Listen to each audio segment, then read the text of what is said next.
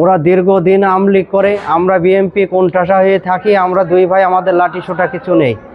দীর্ঘদিন বাস করে ঝামেলা হয়। ওই জমিটা কেরামত ভাই বেঁচে যায় 8 কাঠা জমি। 8 কাঠা জমির মধ্যে 5 কাঠা জমি রেজিস্ট্রি করে নেয়। আশাফুল কেনে 5 কাঠা, রহমান কেনে 1 কাঠা, আমি কিনি 2 কাঠা। আমার জমিটা রেজিস্ট্রি হয়নি, ওদের দুইজনের জমি রেজিস্ট্রি হয়েছে। ওরা আমিন নিয়েছে, মেপে আল মারেনি। এখন মাঝখানে আমার জমি প্লট ফেলে রেখেছে। সেই জমি আমার পূর্ব সাইডে আমার নিজস্ব আরও 2 কাঠা জমি কেনা আছে, সেখানে আমার বসত বাড়ি। সেই বসত বাড়ির ওপরে ওই যে কেরামত জমি বেচেছে, ওখানে একটা ঝাড় আছে, ওই ঝাড়টা এসে আমার ওই বসত বাড়ি ভাঙচুর হয়। ঝড়, এই যে এদিনকে ঝড় এলো, আমার ওই টিনের চাল টাল উড়িয়ে নিয়ে গেছে। আমি ওই বাঁশের আগাগুলো কেটে দিয়েছি। সেই বাঁশের আগা কাটার কেন্দ্র করে এই মারামারি। তারপরেও সেই জেদ ধরে আজকে ওই বাঁশের আগা কাটা কেন্দ্র করেই আজকে এই মারধর। বাঁশ বাটাম হেসো ওই ছেলে নিয়ে ওর 2 বাপুই আমার বাড়ির ওপরে এসে মারধর করে গিয়েছে।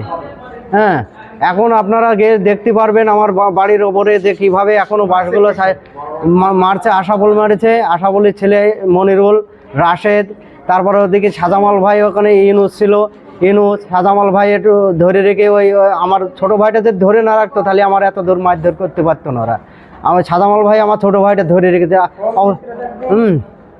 আমি এর সুষ্ঠু বিচার চাচ্ছি। আমার অর্থ সম্পদ নেই, আমার মার মেরেছে। এই দেখেন আমার মার, এই দেখেন মার দেহ ছেঁচে দিয়েছে ওরা।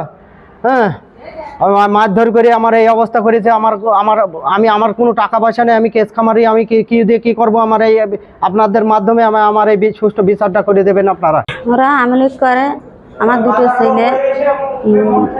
ছেলে নিয়ে সেখানে বাঁশের আগা কেটেছে। ওরা জোর করে এসে আমাদের, ওরা আমলি করে, আমরা বিএমপি করি।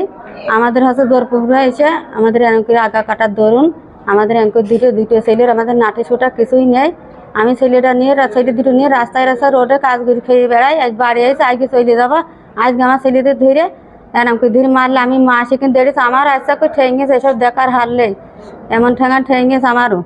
তা আপনাদের কাছে বিচার দিলাম, আপনারা যেটি ভালো না সেইটি বিচারটা আমার ছেলেদের করে দেবো।